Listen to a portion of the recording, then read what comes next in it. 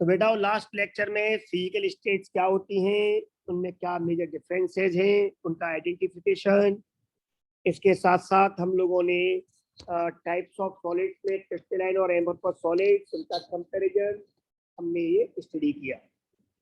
आज हम बात आगे करते हैं, क्रिस्टलाइन सॉलिड्स को क्लासिफाई करते हैं और इसे आगे बढ़ाते हैं। तो today's topic is classification of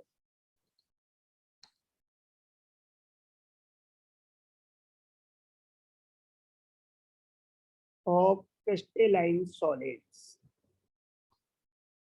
आज हम क्रिस्टलाइन सॉलिड को, अब इसकी स्टडी को आगे बढ़ा रहे हैं।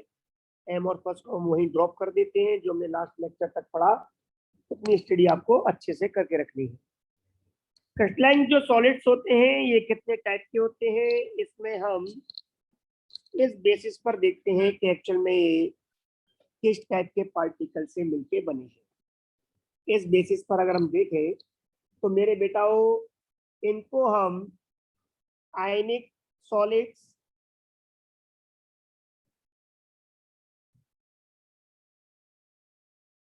में क्लासिफाई कर सकते हैं। दूसरा है इसमें जिनको हम कोवलेंट सॉलिड्स कह देते हैं।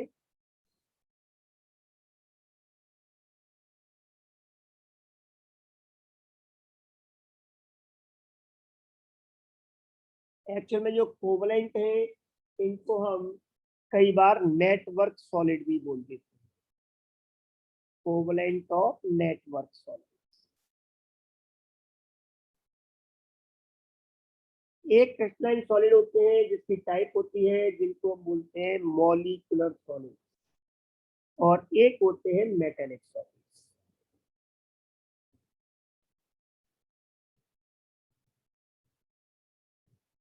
तो टोटल हम यहाँ पर क्रिस्टलाइन सॉलिड्स को 4 पार्ट में डिवाइड करते हैं। और कौन कौन से हैं बेटा, वो नाम समझ में आ गए आपके? आयनिक सॉलिड, कोवलेंट और नेटवर्क सॉलिड, और मेटेलिक सॉलिड। इन सॉलिड्स को आप प्रॉपर्ली पहले समझ लीजिए, बाद में हम इनके जो फोर्सेज हैं या इनके करेक्टर्स हैं उनको कंपेयर कर लेंगे। तो मेरे बेटाओ, आयनिक सॉलिड्स क्या होते हैं, जैसा कि इसके नाम से क्लियर हो रहा है कि यहाँ पर इस सॉलिड के जो कॉन्स्टिट्यूएंट पार्टिकल्स होते हैं जो इसको बनाते हैं इस सॉलिड को, वो क्या होंगे बेटा?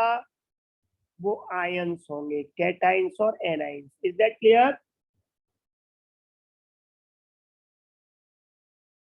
Very good. Yes, sir. अगर मतलब इनके बीच में जो बॉन्ड होगा वो स्ट्रॉन्ग इलेक्ट्रोस्टैटिक बॉन्ड होगा या आयनिक बॉन्ड होगा, तो आयंस होंगे, या ये कह सकते हैं इनके बीच में आयनिक बॉन्ड होता है। आयनों के बीच की अट्रैक्शन, आयंस दोनों, कैटायन और एनायन, ये ध्यान रखना।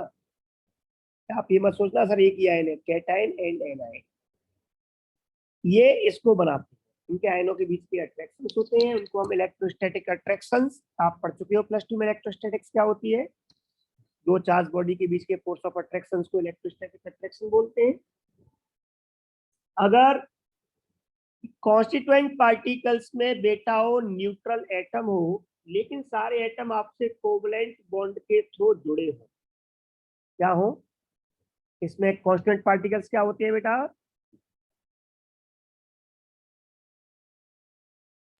इसमें कॉन्स्टिट्यूएंट पार्टिकल्स क्या होते हैं बेटा? Neutral atoms. वेरी गुड, ये न्यूट्रल एटम्स होते हैं। बट दूसरी प्रॉपर्टी अब आपको साथ में हम मेंशन करके चलता हूं, ये आयंस के आगे हम लिखेंगे बॉन्डेड बाय या attracted by, bonded by electrostatic force.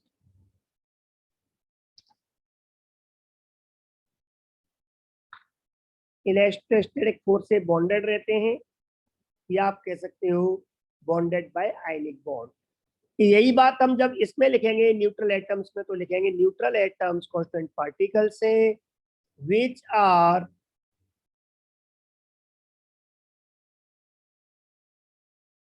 bonded by covalent bonds।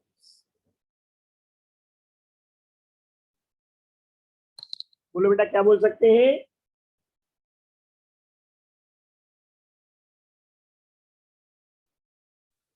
Bonded by covalent. Very good. और कौन? सारे एटम्स सब एक दूसरे से जुड़े होंगे विद ईच अदर, मतलब पूरा एक नेटवर्क बन जाएगा। सारे के सारे एटम्स, आप ये मत सोचना कि इसमें कोई एक एटम जुड़ा हुआ है दूसरा नहीं जुड़ा होगा। मतलब आप एक ये कह सकते हो bonded by covalent bond with each other. So these are also called joint molecules. क्या बोल सकते हैं हम इनको?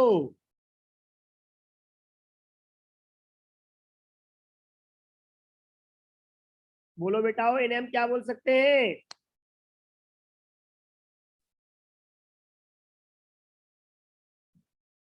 सॉरी, स्पेलिंग थोड़ी सी मिस्टेक हो गई, कोई सोच रहा था आप रेस्पॉन्स क्यों नहीं कर रहे हो। GIA, joint molecule. क्या होते हैं ये? बड़े मॉलिक्यूल, बहुत बड़े मॉलिक्यूल हो गए। सारे एटम एक दूसरे जुड़े हुए हैं, कोई अलग अलग नहीं है। मतलब जितना बड़ा आप टुकड़ा, जितना बड़ा पीस क्रिस्टल का ले रहे हो, वो अपने आप में उतना ही बड़ा मॉलिक्यूल माना जा सकता है, क्योंकि सभी एक दूसरे से जुड़े हुए हैं। ओके बेटाओ? Yes sir. इसीलिए हम उसको नेटवर्क भी बोल देते हैं, कि कोवलेंट बॉन्ड्स का एक नेटवर्क बन गया है एटम्स का आपस में जोड़ करके। तो इनके मेन मेन डेफिनेशन और डिफरेंस देखो आप लोग। इसके आगे डिटेल्ड स्टडी में हम इनका कंपेयर करेंगे, फिर एक दो कंपाउंड्स को और लेके चलेंगे। इसके आगे है आपका मेटेलिक सॉलिड्स। मेटेलिक सॉलिड्स क्या है बेटाओ?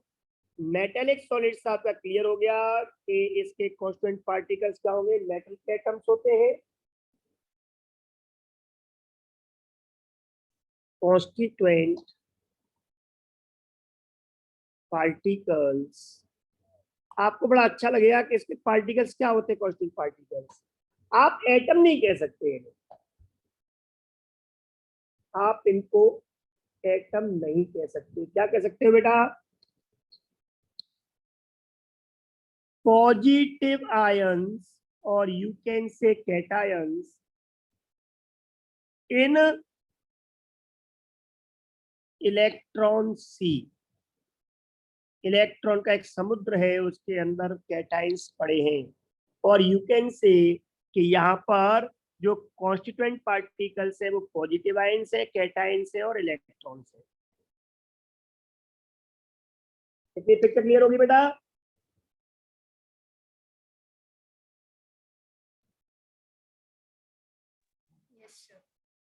और इन्हीं Yes, sir. इलेक्ट्रॉन्स और इन्हीं इलेक्ट्रॉन्स और पॉजिटिव आयनों के बीच जो अट्रैक्शन होता है उसको हम मेटेलिक बॉन्ड बोल देते हैं। इसलिए हम इसमें अलग से कुछ नहीं लिखेंगे, आप समझ सकते हो। Electron see that is negative charge के पूरे एक सागर में कैटायंस बाउंडेड रहते हैं। अगर हम बात करते हैं यहाँ पर मॉलिक्यूलर सॉलिड्स की, तो इन मॉलिक्यूलर सॉलिड्स के कांस्टेंट पार्टिकल्स होते हैं मॉलिक्यूल। जितना मैं आपको पढ़ा रहा हूँ, एक बार आप अपने रेफरेंस बुक, अपनी एनसीईआरटी से एक बार थ्योरी को और पढ़ा करो। यहाँ कांस्टेंट पार्टिकल्स होते हैं मॉलिक्यूल्स, और स्पेशली हम इसको मॉलिक्यूल कहने से बेटर होगा कि हम इन्हें कहें कोवलेंट मॉलिक्यूल। जो कोवलेंट बॉन्ड से जुड़े हुए मॉलिक्यूल बनते हैं वो है यहाँ पर। ओके बेटाओ?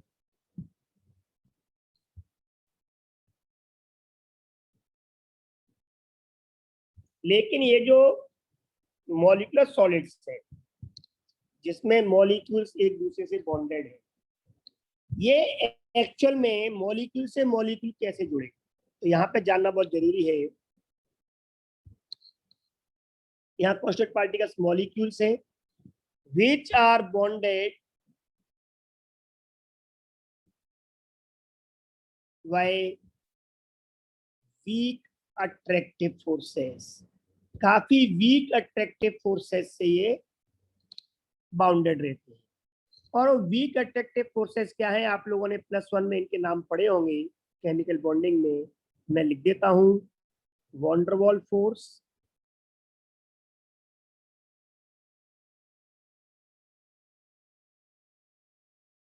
And hydrogen bonds.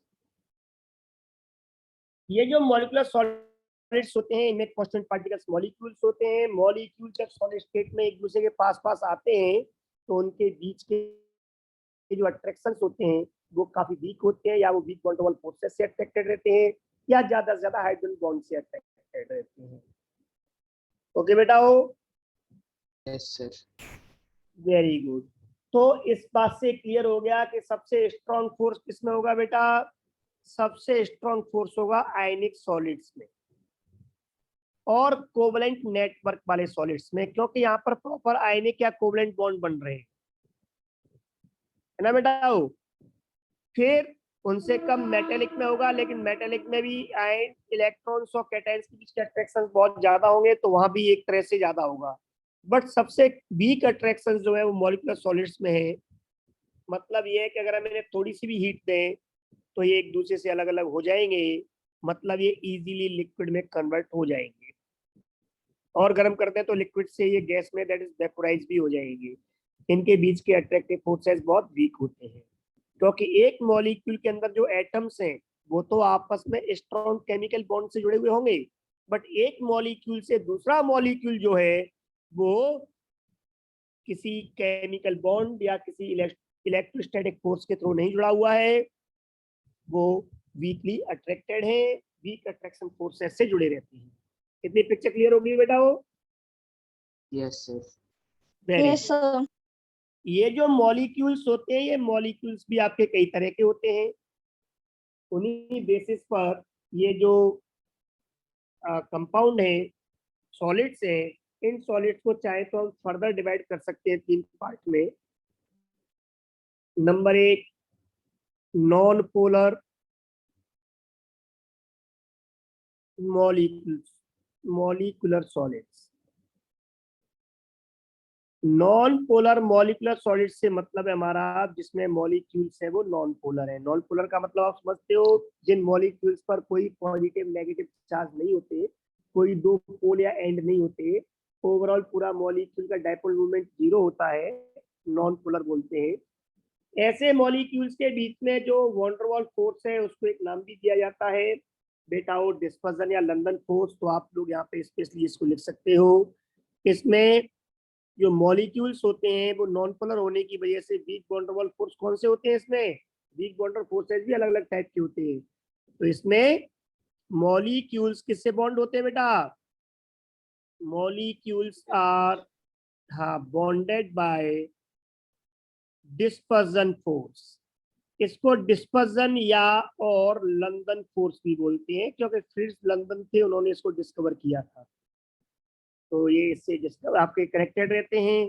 दूसरे टाइप के आपके अगर मॉलिक्यूल्स पोलर हैं, दैट इज उन पर पॉजिटिव नेगेटिव चार्ज की दो पोल हैं, पार्शियल चार्ज होते हैं नेगेटिव पॉजिटिव, इसलिए पार्शियल चार्ज है, बहुत कम चार्ज है, तो अट्रैक्टिव फोर्सेस भी बहुत वीक होंगे, बट होंगे जरूर। फिजिक्स में आपने पढ़ा होगा कि दो इक्वल एंड अपोजिट चार्ज अगर आपके एक स्मॉल डिस्टेंस पर रखे हों तो उसको हम इलेक्ट्रिक डाइपोल बोलते हैं। तो हम किसी भी मॉलिक्यूल को जिस पर पॉजिटिव और नेगेटिव एंड बन रहे हैं, अगर किसी मॉलिक्यूल पर समथिंग लाइक दिस, एक तरफ डेल्टा प्लस एक तरफ डेल्टा माइनस, ये पूरा मॉलिक्यूल है, उस पर अगर ऐसे चार्जेस बन रहे हैं दो एंड पर, तो मैं इसको एक इलेक्ट्रिक डाइपोल या मान सकता हूँ। तो ऐसे मॉलिक्यूल्स को हम बोलते हैं पोलर मॉलिक्यूल्स। अगर पोलर मॉलिक्यूल्स हैं तो इसमें क्या होगा? इन पोलर मॉलिक्यूल्स में एक मॉलिक्यूल के पास दूसरा मॉलिक्यूल जब आएगा तो मेरे बेटा इनके जो अपोजिटली चार्ज एंड हैं एटलीस्ट उनके बीच में तो अट्रैक्शन क्रिएट हो ही जाएगा। कितना तो आपकी पिक्चर क्लियर होगी बेटा? हो इस तरह के अट्रैक्शन को हम बोल देते हैं dipole dipole attraction.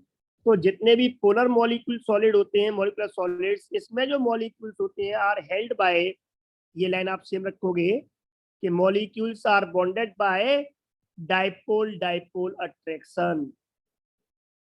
Dipole means polar molecule को हम डाइपोल कह सकते हैं क्योंकि दो पोल हैं इस पर। तो इस तरह के अट्रैक्शन को डाइपोल डाइपोल अट्रैक्शन कह सकते हैं। इज दैट क्लियर बेटा? हो और एक तीसरे मॉलिक्यूल इसमें और हो सकते हैं और उन्हें आप नाम दे सकते हो hydrogen bonded molecular solids. Hydrogen bonded molecular solid जैसा इसके नाम से ही क्लियर है कि यहाँ पर मेरे बेटा जो मॉलिक्यूल्स जो आपके अट्रैक्टेड होंगे, आप यही बात वापस रिपीट कर सकते हो, वो अट्रैक्टेड होते हैं हाइड्रोजन बॉन्ड से। किससे अट्रैक्टेड होते हैं बेटा? हाइड्रोजन बॉन्ड से। Is that clear?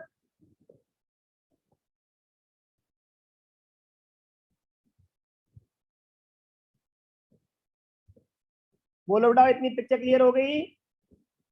Yes, sir. Very good.